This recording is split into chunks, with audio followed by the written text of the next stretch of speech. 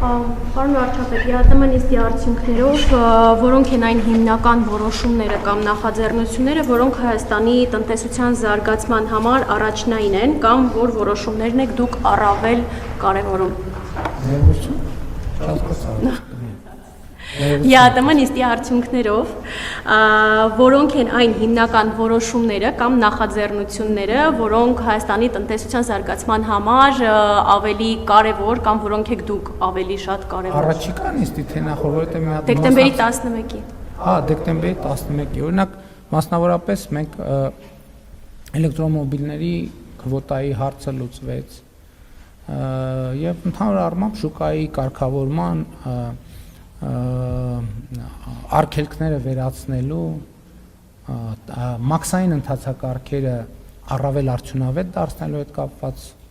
օրակարգեր են քննարկել եւ շարունակական հարցեր են, որոնք հիմնական խնդիրը այն է, որ տնտեսական փոխգործակցությունը ավելի արդյունավետ դառնա, բայց գիտեք ինչ, ամեն ինչ չի, որ ֆորմալ որոշումներով է կարգավորվում։ Հիմա օրինակ տեսեք, Ղազախստանի հետ տեսեք մեր քաղաքական հարաբերությունները ինչ բարձր մակարդակում են։ Եվ Ղազախստանը եւ Հայաստանը Եվրասիական տնտեսական միության անդամ են։ Բայց եկեք նայենք առևտրաշրջանառությունը։ Շատ փոքր։ Փոքր իր պոտենցիալի համեմատ եւ փոքր, այո, բացարձակ թվով էլ փոքր։ Ինչու լոգիստիկ կապերի խնդիրների պատճառով։ Եվ հիմա այն, որ Հայաստանի եւ Ադրբեջանի միջև խաղաղությունը հաստատվել, նոր հնարավորություններ է բացում նաեւ ԵԱՏՄ-ի սահմաններում։ Կամ հիշում եք օգոստոսի 8-ին,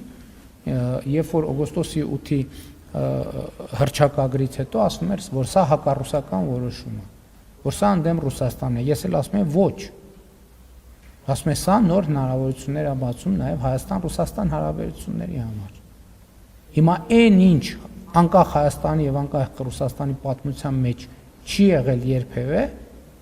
օգոստոսի 8-ի պայմանավորվածությունների արդյունքում տեղի է ունեցել։ Հայաստանը եւ Ռուսաստանը ունեն երկաթուղային կապ։ Եվ նաեւ այս որոշումները ԵԱՏՄ շրջանակում շատ ակտիվացնելու են։